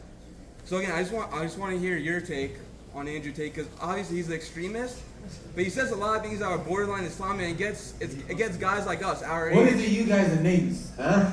Yeah. Thank you guys. By the way, let me just make this very clear. I'm the real 18. Huh? That's number 1. Number 2, Andrew Tate just became a Muslim. Sahih. He just became a Muslim. Oh, does anyone object now? Huh? We've seen these tweets going around. If he becomes a Muslim, I'm going to leave the religion of Islam. A'udhu billah. By some of the liberal feminists. Did you know, my brothers and my sisters, that some of the companions, they used to be murderers? Did you guys know that? They used to be murderers. They used to murder people. Female companions, they would go and do tawaf around the Kaaba. Imagine that. No, don't imagine it. Huh? They would be doing tawaf around the Kaaba naked. When they embraced Islam, did anyone say to them, no, you can't become a Muslim? They became a Muslim. Right? And it was accepted from them. Andrew Tate likewise became a Muslim. Right? And sometimes he still says certain things that are in contrary against Islam. But he's a reefer. Right? If you ask me now, should we go and seek knowledge from him? Come on, guys. It's like you're asking me, Mr. John, just became a Muslim and then he called himself Yaqub. Right? Are you going to start taking knowledge from Yaqub, guys? We go to seek knowledge and take knowledge from the people of speciality. Does that make sense? Right? May Allah Azza wa Jal release him from his troubles. Right? He's our Muslim brother. And they're trying to frame him, and it's not surprising. It really, really isn't. The moment you become a Muslim, they try to deal with you in this manner. Have you guys heard of Loon? Loon, you guys know Loon? Who used to do music videos with P. Diddy back in the day. Some of you millennials don't know what I'm talking about. The elders do. Loon, when he became a Muslim, because they realized how influential he was, they began to dig up some of the things that may have happened a very, very long time ago. Right? Does that make sense, guys? The more one becomes more influential, the more they start coming after him. So, he's a random brother. May Allah guide him. May Allah better his Islamic understanding. Yeah? Now, there is some good that he says, but it might be very difficult for someone who himself doesn't know basic Islamic principles to distinguish between what is right and what is wrong. Yeah? Does that answer your question? Yeah, I have one follow-up question. I'm sorry. Yeah, go on. One follow-up. This was one last one. So, again, like when you said that one sister came up to you and why do you talk about this bad part of our religion, right? So how do we talk back to these people and show them the good in it, the benefit for them? She's the one that's seeing it in that subjective way. Not everything that you might see to be bad is actually bad. Does that make sense? A lot of these people who speak like that, they have a problem with submission, which is the core of Islam. That's right. What is Islam? Al-Istislam lillahi bi-tawheed. I am a slave of Allah. Right? He is my Lord. Wherever I'm turned to, I go. You know, sometimes you say, what does Islam say about abortion? What does Islam say about this? What does Islam say about that? It makes it appear as if Islam is a person, is a body. Don't tell me what does it say, what does Allah say? Can you see how the dynamics change? How the way we look at it completely changes? Allah said this. Are you not His slave? Didn't He now bring you into existence? You are His servant, and you are being commanded and instructed. How many times, my brothers and my sisters, right, how many times do we come across an article that medically proves what Allah said maybe 1400 years ago that He said down in the Quran? Recently guys, I came across this article on the Daily Mail again. Daily Mail has done me good for in the last couple of weeks. The article stated bacon and alcohol increase stomach cancer risk. Bacon and alcohol increase stomach cancer risk. Someone may say, oh, why is alcohol haram? Why is bacon and pork haram? Sometimes, right, we are told the wisdom behind why it's haram, and sometimes you're not. And simply should be what? Allah said so, and that's it. Does that make sense? But now when this article comes and oh wow, subhanAllah, we don't need some non-Muslim guy to write us an article to make us feel like what Allah said is actually truth. Does that make sense, guys? 1400 years after this came out. Hey, now you're going to believe? الآن وقد عصيت قبل وكنت من المفسدين. Huh? Even recently, subhanAllah, I came across an article, I think it was on the BBC. You guys have BBC here? MashaAllah. The article stated that it has been medically proven that when drinking you should sit down. And how they want to now impose this into sports. Hi, Jama'ah. We need some non-Muslim guy to prove this to us. When the Prophet ﷺ said this 1400 years ago. Right? You guys know the hadith of إذا وقع الذباب في شراب أحدكم فليغمسه ثم لينزع فإن في أحد جناحيه داء والأخرى فيه شفاء. صحيح؟ What happens if you have this water? Or you have this water? Huh? If a fly drops into this, what did the Messenger ﷺ tell you? Huh? You have to dip the other side. Someone may say, yucky, that's disgusting. That doesn't fall in line with my logic. As time went on, it was medically proved that this is actually true. Does that make sense, guys? We are Muslims. The religion of Islam is the religion of truth. Right? Umar ibn Khattab radiallahu ta'ala anhu said, نحن أمتنا عزنا الله بالإسلام.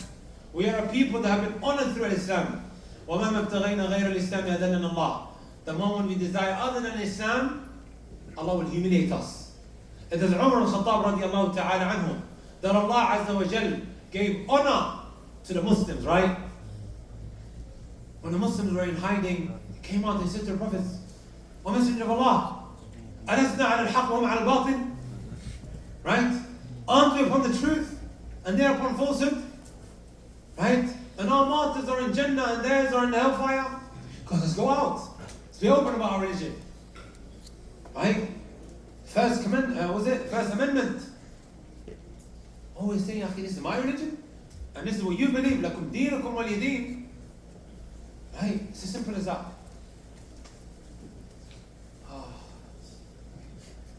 Sheikh. I love the way you did your turban, Sheikh. I think Sheikh Mustafa's question might have been misunderstood. He was saying the difference between the Gulu in the UK is different from the Gulu in the West. I mean in America. That you guys have one type, and the predominant Gulu here is with the Du'at, meaning it wasn't between being extreme and being liberal, but that you guys have one thing that's predominant over there, and the Gulu that's here is between the Du'at, and it's kind of like the elephant in the room. And how do you deal with the differences between the Du'at that restrict us from interacting with each other, from being Ahl Sunnah wal Jama'ah? Because that's the issue here. There's Ahl Sunnah, but there is no Jama'ah here. Is that what you were asking? That's it, Sheikh. I gave a whole lecture on it today. Okay. In Masjid Ashab al-Yameen. 10 points. And we discussed it in a lot of detail. The issue boils down to lack of understanding to what the usul are and what the furu' are. No. Right? You guys have the same belief, but you differ on subsidiary issues. Why should you now cause disunity and discord amongst the Muslims over issues that we should be tolerant about? Again, it goes back to knowledge. I really, really believe that this became widespread in the UK and in many places here, especially maybe places like Philly, New Jersey, right? Because you had people who did not learn the Arabic language properly, who didn't have the ability to read books and to study professionally amongst scholars. They started opening up certain translations which they completely took out of context. Does that make sense? And again, it all boils down to lack of knowledge. Everything we talked about, guys, it boils down to what? Lack of knowledge. And I've proven that to you guys. Jazakallah khair. Oh yeah, we forgot about sisters.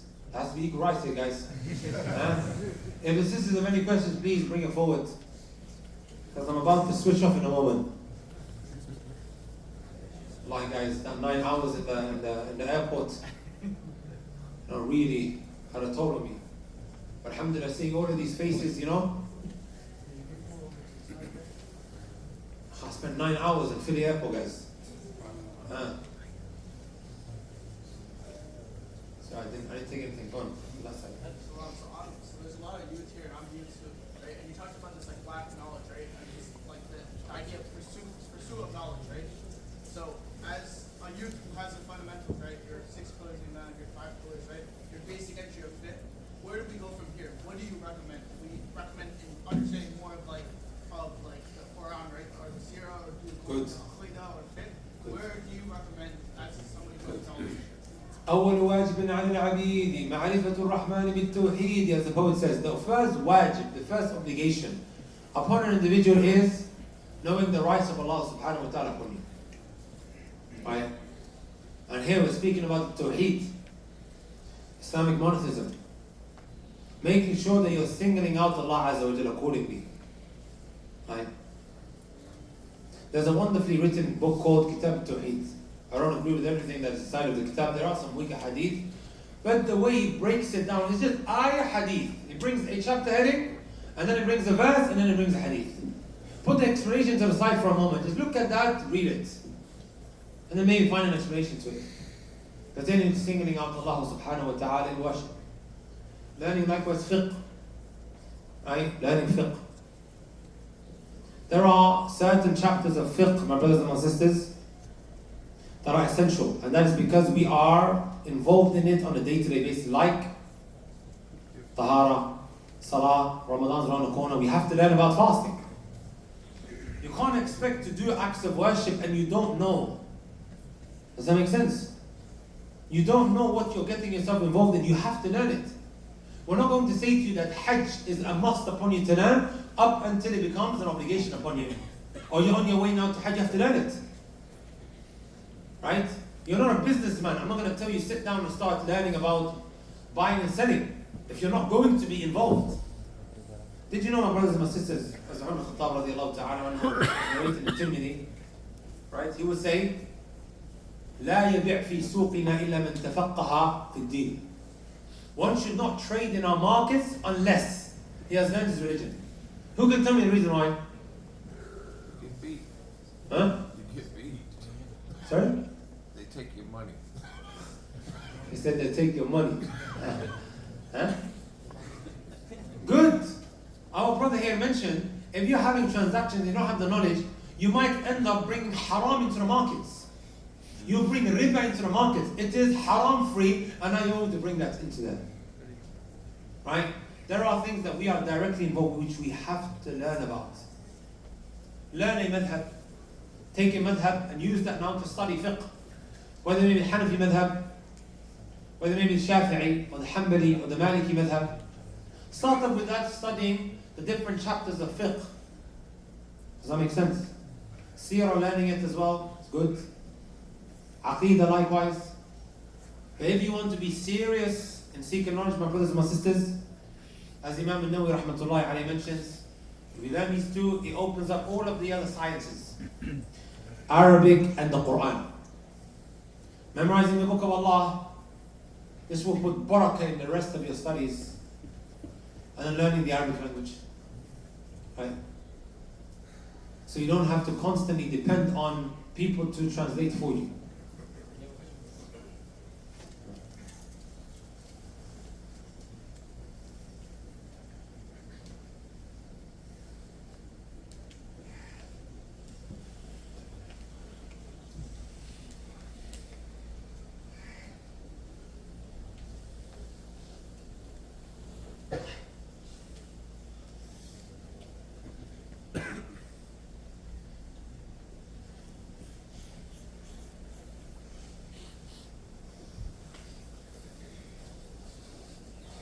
How would you address the children about the LGBTQ community without being offensive? You don't have to insult anyone. Or you have to insult anyone. My religion, or Allah told me in the Quran, إِنَّكُمْ لَتَأْتُونَ الْفَاحِشَةَ مَا سَبَقَكُمْ بِهَا مِنْ أَحَدٍ مِنَ الْعَالَمِينَ. Again, I'm just quoting. I don't have any views and opinions, guys. Allah is saying, وَلُوطًا إِذْ قَالَ لِقَوْمِهِ. When Lord said to his people, أَتَأْتُونَ الْفَاحِشَةَ. You carry out these immoral practices. No one ever preceded you in this. This was mentioned in the Quran. From the time of Adam and Eve, not Adam and Steve, guys. From the time of Adam and Eve, all the way up until they came along. Imagine this, my brothers, must have 2 times in history where this became widespread was in the time of Lot and in today's day and age. Right? This is Islam, you know. I have a video on my YouTube channel. Please do refer to it.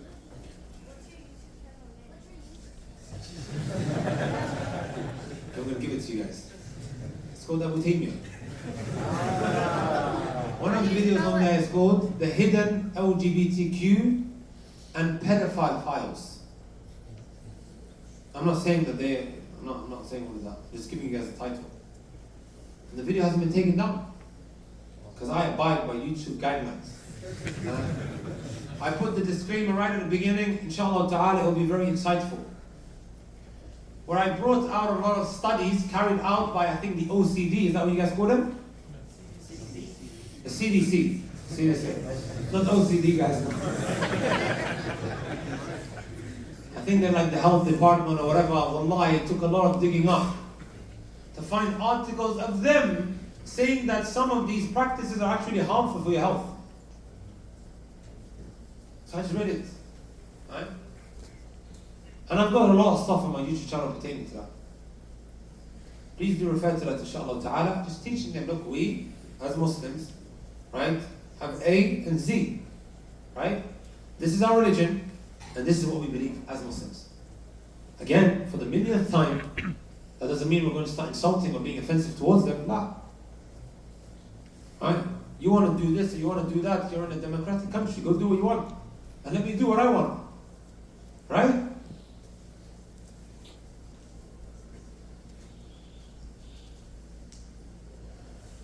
If women are allowed to work in Islam, then why are you advocating them not to?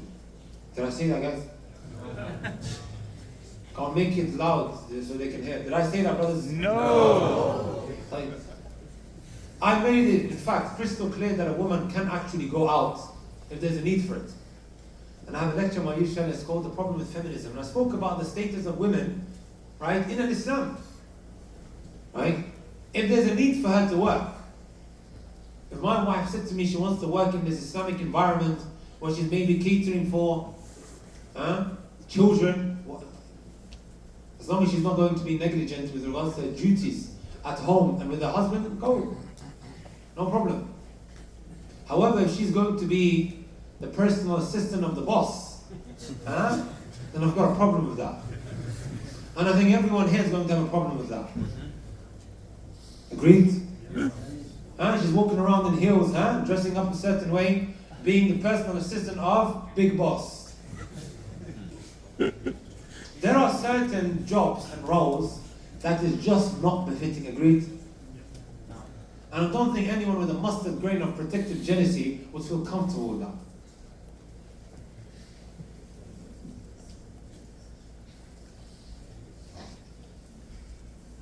How to deal with anger issues with my mom.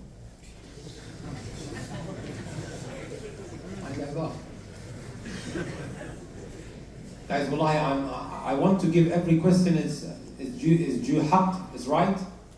But because we've got a lot, I'm just going to, and this is why I thank Allah Azza wa Jal that these videos were recorded. Right? This video on my channel is called 7 Ways to Overcome Anger, or something like that. 7 ways. Just type in 7 ways anger, Abu Taymiyyah, and it should come up.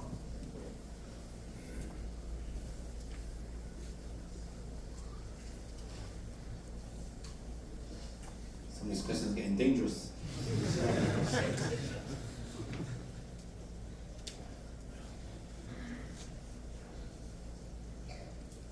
How to seek Islamic knowledge while also memorizing the Quran and doing uni in a way that isn't overwhelming. Just Schedule out your day. Have a timetable. Every day I'm going to do this at this time. I am a disbeliever, guys, wait for it. I am a disbeliever in someone saying that there is not enough time in the day. I don't believe in that. I don't believe in that. There's always time. Go to your settings and check your screen time. I don't know anything about Galaxy, Samsung, guys. I'm a loyal Apple fan. Go to the screen time and see how much time you're spending on Instagram, on WhatsApp, and all these other social media apps. And I'm sure you can make some sacrifices. You need discipline. You can get things done. And this is common sense. أجمع كل عقلاء الأمة أن النعيم لا يدرك بالنعيم. Nothing comes with ease, guys. Ask the likes of Cristiano Ronaldo, Elon Musk.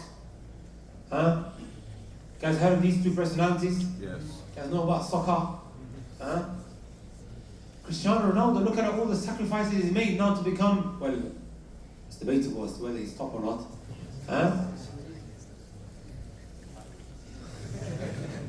The guy doesn't eat like everyone else. You guys seen what happened when he took Coca-Cola off the table, right? Yeah. How this affected a big company like Coca-Cola. Millions of dollars they lost out just because he moved it like that. He makes sacrifice, he's disciplined. Right? Excuse me for using this as an example, but people like, even Elon Musk, I think it was 7 days that he mentioned one time in his tweet. 7 days a week he would be disciplined, right? And he would put in 16 hours a day. And it's not surprising that he's now, and I'm putting this in quotes, successful in what he does. This is not ultimate success. Requires discipline, requires hard work. You're going to have eye bags. You're going to get tired, exhausted. Does that make sense? You're going to have to put in the work. It may well be that you sacrifice a little bit on your sleep.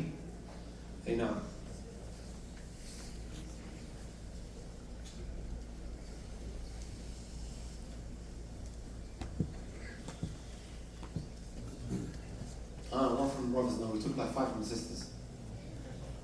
The guy all the way to the back, next to the lift. What you guys call it, the elevator.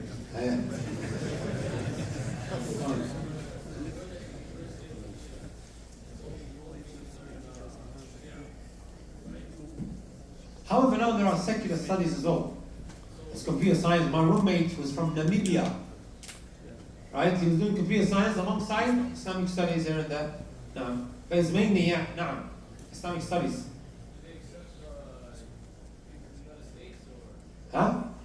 Is there a high rate of acceptance from people from the United States? Well, like they accept a good chunk of them, So you can also get a degree in medicine and also Sharia, right? Well, at the same time? In Medina, no. It's only one. Unless you do something maybe online elsewhere and then you're doing it at the same time. But there, when you start the university, they will only give you a scholarship for 1 degree. Does that make sense? Abu Taymiyyah, with all due respect, Sheikh, you haven't eaten and you really haven't sleeping. Can we, limit the questions so that you can get some rest? I'll take 2 more questions. One from the sisters, and one from the brothers. Equal rights, guys. Okay, that kid over there just keeps waving like that. Go on. Stand up. So that, no, not you, not the one next to you. There we go. Thanks, Sam. I got a question. So as a Muslim, how do we gain strong willpower in today's world? Strong what? Willpower. What's that supposed to mean? Huh? Discipline, yes, discipline. You want a strong discipline. Oh, discipline. Yeah.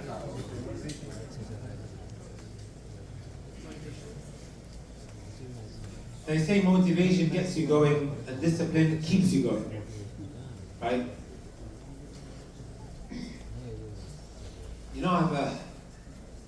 I have a lecture on my YouTube channel. I think it's called 10 Steps to Learning the Arabic Language. Okay? In it, I mention points that keeps you going with regards to learning the Arabic language. I know you're probably asking me a general question.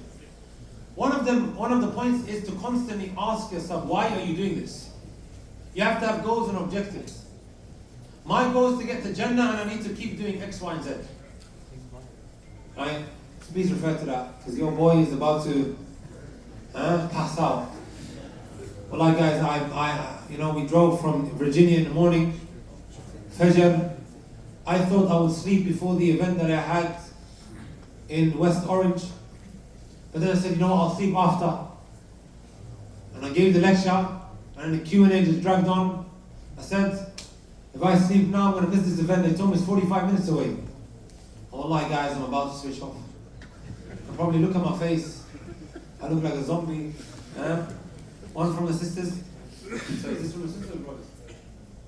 Sorry, brother. Let me take off.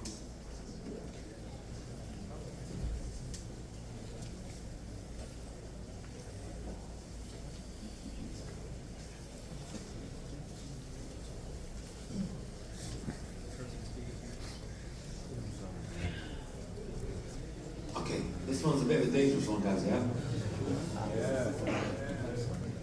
So I'm going to protect myself by quoting Simone de Beauvoir.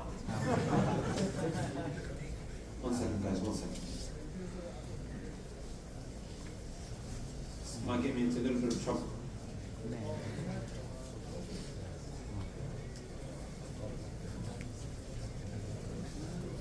طيب, a sister has asked.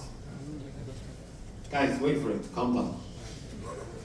What does Islam say about women taking on leadership positions in organizations such as MSA, Islamic organizations, and etc.? First and foremost, my brothers and my sisters, the Messenger sallallahu alaihi wasallam said in a hadith, and I'm just quoting again, guys, لا يفلح قوم ولهم امرأة. A group of people that are run by a woman, they won't be successful. That's what the Prophet ﷺ said. طيب, look what Simone de Beauvoir says. In her book called Second Sex, she declares that there are biological qualities that affect a woman's diligence. Found the mother of feminism saying this, right? With all that which she stands for, sometimes you look at some of her writings and it's really, really contradictory. Right? Look what she says, right? Her grasp of the world is thus more limited. She has less firmness and perseverance in projects that she is also less able to carry out. This means that her individual life is not as rich as a man's one. Right? So I'm reading this as De Beauvoir is saying that women are intrinsically more emotionally unstable and weak-willed than I am. That's her saying this in a nutshell, guys. Right. I think you may have your answer. One fact, New Zealand Prime Minister resigned. Huh? The New Zealand Prime Minister, the woman resigned recently. Our brother said the New Zealand Prime Minister resigned. She was a woman, and then she resigned. Also, have you guys heard of the female Prime Minister that we had in the UK? What was her name? Oh, the one recent one. What was her name again?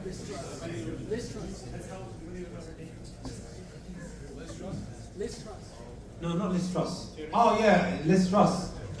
How long did she stay in power for? Was it 2 weeks or was it 4 weeks? 2 weeks, guys. The one before her. No, probably before, there was this other lady who really hated Islam and she would give them a lot of trouble. Theresa May. Fatah Allahu alayk. Fatah Allah alayk. Wallahi al-Azim, my brothers and my sisters, she was grilled so much, she just couldn't take the heat.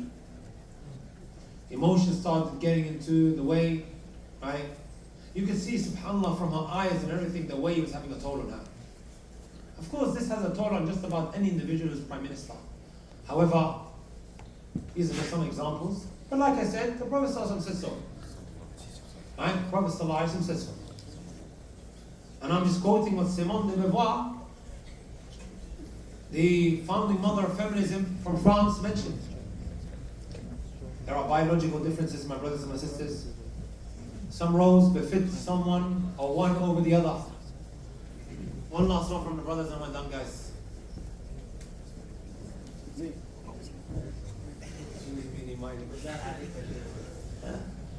Go on. What's the balance between like seeking knowledge and worshiping Allah and loving Him? I don't think there's a contradiction. And I have a problem, my brothers and my sisters, I have a problem with this world balancing out deen and dunya. I don't feel comfortable, and I'm going to tell you guys. You normally would balance between two things that are equal to one another, right? So when someone says balance, I don't feel comfortable. Having said that, guys, like I said before, I am a disbeliever in someone who says I don't have enough time.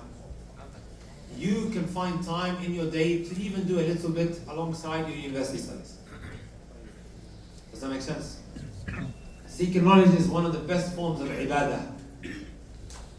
Even Imam Ahmad rahmatullahi alayhi says there's nothing better than seeking knowledge than sahhati niyyah. If your intentions are correct. Does that make sense, guys? So you're going to find time. Right. As busy as I am, I'm still trying to do my qira'at.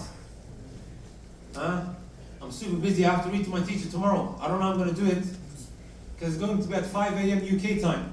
Sorry, it's going to be 5 a.m. US time. But it's over there at 10 a.m. I have to make the effort. So you got to continue. You can see, looking at me now, right? I'm about to what? Collapse. We have to. Right. Brothers, wallahi, and sisters, may Allah bless you guys. Honestly, don't take it the wrong way. I'm your brother, and I care a lot about you guys. I care for your well-being, and I care for everyone else's well-being as well from the brothers here. And Islam is so perfect. If we want to be happy, we abide by the laws of the Creator. He who created happiness. Right? He who created happiness, in comparison to a lot of these non-Muslims are unhappy even though they have all the materialistic things. Right? May Allah bless you all for fulfilling the house of Allah Azza wa Jal. And if Allah doesn't reunite us in this dunya, may Allah reunite us in the hereafter.